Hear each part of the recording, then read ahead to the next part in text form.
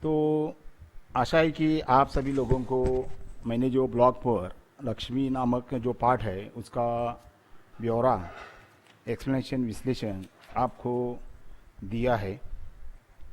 आप लोग समझ चुके होंगे कि लक्ष्मी नामक ये जो पाठ है वो किसके लिए है। तो इसमें आपको हमें यह संदेश मिलता है कि दिया गया वचन जो है वो किसी भी हालत में हमें निभाना है, और जिसके कारण हम जिन्होंने हमारे लिए बहुत सारी मदद की है, तो हमारे भी जिम्मेदारी बनती है कि बीते हुए कल के बाद उनकी हमें सेवा करनी चाहिए। जो लक्ष्मी के माध्यम से यहाँ बताया गया है, जिस गाय ने बहुत सारा दूध दिया और घर का गुजर बसर उस गाय के पास होता था, लेकिन कुछ लोग उस गाय के प्रति जो कृतज्ञता व्यक्त करना चाहिए वो कर नहीं पाते, और जिसके कारण बहुत सारे समाज में तनाव सा पैदा हो जाता है। तो इन्हीं मानवीय संवेदनाओं को हमें इस पाठ से समझ लेना चाहिए। प्राणी ही नहीं, मनुष्य के साथ भी मनुष्यता जैसा व्यवहार करना चाहिए। तो इस पाठ में अगर कैरेक्टर देखेंगे तो पहला कैरेक्टर है वो जो है करामत अली है, दूसरा है उसकी बीवी रमजानी, तीसरा है रहमान, चौथी है गाय। उसके बाद ये पांच प्रमुख कैरेक्टर है, तो इनके इर्द गिर्द यह रचना, यह कहानी आगे पीछे घूमती रहती है। तो यह कहानी अभी यहाँ ख़त्म हो चुकी है, तो आगे देखते हैं। तो शुरुआत करते हैं हम अभी शब्द संसार से। शब्द संसार वैसे तो मैंने आपको बताया है, लेकिन फिर भी स्वाध्याय के अनुरूप हम शब्द संसार को देखना शुरू कर देते हैं। पहला शब्द हमने देखा तैस। तैस यानी गुस्सा। बथान, बथान का मतलब था कोई भी जानवर को बांधने के लिए वो अस्तबल या तबेला रहता है, उसको क्या कहते हैं, बथान बोलते हैं। सिरहन, सिरहन यानी कंपकपी, यानी शरीर में रोंगटे खड़े हो जाते या शरीर में थक सा जाता है तब। रोगन, रोगन का मैंने अर्थ बताया आपको कि जड़ी बूटी की एक प्रकार की दवा या दवा मिलाया हुआ तेल। कबूल करना, स्वीकार करना। उसके बाद आगे देखते हैं मवेशी। मवेशी यानी पशु, गाय भैंस, जो हमें कृषि कार्य में महत्वपूर्ण रहते हैं। उसके बाद दर्रा। दर्रा यानी मैंने आपको बताया था अनाज के अंश, जैसे कोई फसल काटी जाती है गेहूं या चावल की, और उसमें थोड़े बहुत या मक्के की थोड़े बहुत अंश बचे जाते हैं, उन अंशों को मिलाकर उन अंशों को दर्रा कहा जाता है। उन अनाज के टुकड़ों को दर्रा कहा जाता है। उसके बाद हौका। हौका यानी क्या, दीर्घ श्वास छोड़ना। पुआल, पुआल का मतलब है धान के सूखे डंठल जिसमें से दाने निकल गए हो। जिस प्रकार से गेहूँ, चावल या बाजरा या मक्के की फसल होने के बाद जो बचता है उसको क्या बोलते हैं, पुआल बोलते हैं, जो खाने के लिए देते हैं। उसके बाद खली यानी तेल निकालने के बाद तिलहन का बचा हुआ हिस्सा जो मवेशी खाते हैं, यानी भैंसों को खिलाया जाता है। ग्रामीण में जो लोग होंगे उनको पता होगा कि जिसको हम बोलते हैं सरकी पेंड बोलते हैं, मराठी में उसको क्या बोलते हैं, सरकी पेंड, जो हम बाज़ार से ख़रीद कर कभी कभी लाते हैं और भैंसों को डालते हैं। उसके बाद आगे देखेंगे काजी हाउस। काजी हाउस यानी क्या, सरकारी मवेशी खाना, जहाँ लावारिस पशु पक्षी जो होते हैं उनको पकड़कर बंद किया जाता है, तो उसको काजी हाउस कहा जाता है। तो आगे ये तो महत्वपूर्ण शब्द यहाँ हो चुके हैं। तो इसके बाद हम देखते हैं मुहावरे। मुहावरे में पहला मुहावरा जो आता है वो है मुँह मारना। मुँह मारना यानी क्या, जल्दी जल्दी खाना। मुँह मारना यानी क्या, जल्दी जल्दी खाना। जब ज़्यादा भूख लगती है तब जानवर मुंह मारते हैं, यानी जल्दी जल्दी खाने की कोशिश करते हैं। उसी प्रकार जिस प्रकार आपको भी घर में कोई पकवान की सुगंध आई और खाने की जल्दी से जल्दी इच्छा है, तो जो कोशिश करते हैं उसको बोलते हैं मुंह मारना। उसके बाद गला भर आना। गला भर आना यानी क्या, दुखी स्वर में उसकी आवाज़ जो है दुखी स्वर जैसी क्या हो जाती है, आवाज़ भर आना। उसके बाद कोरा जवाब देना। कोरा जवाब देना का मतलब साफ पना करना, यानी किसी भी चीज़ के लिए सीधे से हम क्या बोलते हैं, साफ बोलना। उसके बाद आगे तैश में आना। तैश में आना यानी क्या, आवेश में आना, गुस्से में, आवेश में आना। तो यहाँ ये मुहावरे और शब्द संसार खत्म हो चुके हैं। तो एक्सरसाइज के लिए आगे चलते हैं हम। तो यहाँ जो एक्सरसाइज यहाँ दी गई है, तो मार के कारण लक्ष्मी के व्यवहार में आया हुआ परिवर्तन।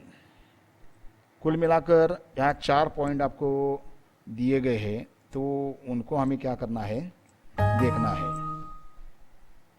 मार के कारण लक्ष्मी में आए हुए जो परिवर्तन है, उनमें अगर देखा जाए तो सबसे पहला आ जाता है लक्ष्मी भयभीत और घबराई हुई थी। उसके बाद वो सींग हिलाकर उसके पास जाने वालों को मारने की कोशिश करती थी। तीसरे में कह सकते हैं कि वो उछल कूद कर रही थी, यानी मार से बचने के लिए वो उछल कूद कर रही थी। और चौथे, गले की रस्सी तोड़कर खूंटे से आज़ाद होने का वो क्या करती थी, प्रयास करती थी। तो चलो, यह कृति तो यहाँ पूरी हो चुकी है। आगे उचित घटनाक्रम लगाकर वाक्य फिर से लिखिए। यानी यहाँ 4 वाक्य दिए गए हैं जो ऊपर नीचे कर चुके हैं, तो उनको हमें क्या करना है, घटना के क्रम के अनुसार हमें क्या करना है, लिखना है। तो ये 4 वाक्य है। उसके गले में रस्सी थी, रहमान बड़ा मूर्ख है, वह लक्ष्मी को सड़क पर ले आया, उसने तुम्हें बेदर्दी से पीटा है। तो सबसे पहले यहाँ जो आएगा वो आएगा, कमबख्त ने, एक मिनट। तो ये 4 वाक्य है, तो इसमें से पहला वाक्य आएगा, कमबख्त ने कितनी बेदर्दी से पीटा है। कमबख्त ने तुम्हें बेदर्दी से पीटा है। उसके बाद आएगा, करामत अली ने फिर प्यार से लक्ष्मी की पीठ। उसके बाद आगे देखेंगे तो उसके गले में रस्सी थी। तीसरा आता है, रहमान बड़ा मूर्ख है। और चौथा आता है, वह लक्ष्मी को सड़क पर ले आया। तो चलो आगे 3 नंबर का हम देखते हैं यहाँ। तो किस प्रकार से आता है,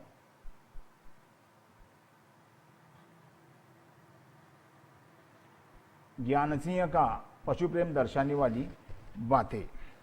पशु प्रेम यानी पशु के प्रति प्रेम दर्शाने वाली 4 बातें हमें यहाँ लिख। सबसे पहली जो बात आती है, ज्ञान सिंह मवेशी पालने का शौक। उसके बाद उसके घर के दरवाजे पर गाय या भैंस बंधी रहती। तीसरा आता है, 3 साल पहले उसने अधेड़ उम्र की एक जर्सी गाय खरीदी थी। और चौथा आता है, परेशानी होने पर भी वह लक्ष्मी गाय को नहीं बेचता है। यह इनके उत्तर आ सकते हैं। उसके बाद चौथा, करामत अली पिछले 4 सालों से गाय की सेवा करता आ रहा था। यह वाक्य सही या गलत, इसके बारे में देखना है। उसके बाद करामत अली को लक्ष्मी की पीठ पर रोगन लगाने के बाद इत्मीनान हुआ। करामत अली पिछले 1 साल से गाय की सेवा करता आ रहा था। इस तरह से ये वाक्य सही होगा। दूसरा बताया गया है, करामत अली को लक्ष्मी की पीठ पर लोगन लगाने के बाद इत्मीनान हुआ। असलियत में करामत अली को लक्ष्मी की पीठ पर लोगन लगाने के बाद इत्मीनान नहीं हुआ, इत्मीनान नहीं हुआ। उसके बाद 5 नंबर का क्वेश्चन, इसके ऊपर हम अभी आ जाते हैं यहाँ। निम्नलिखित मुद्दों के आधार पर वर्णन कीजिए। करामत अली की गाय, उसका नाम, लक्ष्मी, उसकी उम्र, उसकी नस्ल और उसकी स्थिति। ये मैं आप लोगों के ऊपर छोड़ता हूँ, आपको ढूंढकर ये चीज़ें लिखनी है। उसके बाद आगे के जो क्वेश्चन है, करामत अली लक्ष्मी के लिए सानी तैयार करने लगा। रमजान ने करामत अली को रोगन दिया। रहमान ने लक्ष्मी को इलाके से बाहर छोड़ दिया। करामत अली ने लक्ष्मी को गौशाला में क्या किया, भर्ती किया। इसको कारण आप लोगों को खुद ढूंढकर लिखना है, आसान है। उसके बाद आगे देखते हैं। तो सातवां हम देखेंगे कि हिंदी मराठी समोच्चारित शब्दों के भिन्न अर्थ लिखिए। यहाँ जैसे खत, खत यानी हिंदी में उसको पत्र कहा जाता है, मराठी में खत यानी खाद, यानी जो किसान लोग अपनी खेती में इस्तेमाल करते हैं। तो आगे देखते हैं पीठ। पीठ यानी क्या? तो वो एक शरीर का अंग हो सकता है, शरीर का अंग हिंदी में। और पीठ यानी मराठी में आटा, घर में आपका जो आटा रहता है गेहूं का या ज्वार का आटा, उसको हम मराठी में क्या कहते हैं? पीठ कहते हैं। लेकिन पीठ का हिंदी में अर्थ क्या होता है? एक शरीर का अंग। उसके बाद खाना। खाना यानी क्या? हिंदी में भोजन, और मराठी में क्या बोलते हैं उसको? दराज। उसके बाद चारा। चारा यानी क्या? हिंदी में उपाय कहते हैं उसको। क्या बोलते हैं? उपाय, सॉल्यूशन। और मराठी में जानवरों को खिलाने की सामग्री, जानवरों को जो खिलाया जाता है ना, उसको क्या बोलते हैं? चारा बोलते हैं, घास। उसके बाद कल, बीता हुआ अथवा आने वाला समय, गया हुआ समय या आने वाला समय यानी क्या होता है? कल। और कल यानी क्या? हिंदी मराठी में रुझान या प्रवृत्ति। ओके, तो यहाँ हम क्या हो जाते हैं? ठहर जाते हैं। इसके बाद अभिव्यक्ति दी गई है यहाँ। यदि आप करामत अली की जगह पर होते तो इस संदर्भ में आपको क्या लिखने हैं? विचार लेने हैं। यानी इस कहानी में आपको करामत अली की जगह अपने आप को क्या करना है? रखना है। उसके बाद भाषा बिंदु में अगर हम देखेंगे तो उचित विराम चिन्हों का प्रयोग कर वाक्य फिर से क्या करना है? आपको लिखना है। ऐसा कीजिए, आप इन वाक्यों को सीधा पाठ में खोजिए और उसके अनुसार लिखने का क्या प्रयत्न कीजिए। ओके, उपयोजित लेखन में आपका यह असाइनमेंट रहेगा किसी पालतू प्राणी की आत्मकथा, यानी गाय की आत्मकथा, बैल की आत्मकथा, कुत्ते की आत्मकथा या बिल्ली की आत्मकथा, कोई भी प्राणी आप ले लो और उसकी आत्मकथा आपको क्या करना है?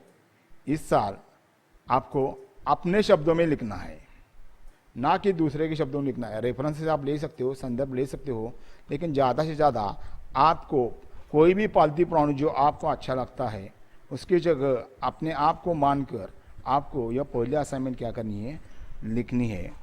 सभी छात्रों से अनुरोध है कि यह जो स्वाध्याय है, यानी स्वाध्याय जो हमारा शुरू होता है, शब्दार्थ लेखन, मुहावरे और प्रश्न, अभिव्यक्ति, भाषा बिंदु और उपयोजित लेखन, ये आपको आने वाले 4 दिनों में पूरा करना है और मुझे व्हाट्सएप पर डालना है। जिसको किसी को मालूम नहीं है उन सभी को ये संदेश पहुंचाना है, सभी को ये क्या करना है? बताना है। ओके, कल या परसों हम जो कविता है हमारी पहली, भारत महिमा, यह देखने वाले हैं। किसी के पास अगर किताबें नहीं है तो ऑनलाइन किताब ओपन कीजिए और उसमें देख लीजिए। ओके, हम यहाँ ठहरेंगे। धन्यवाद।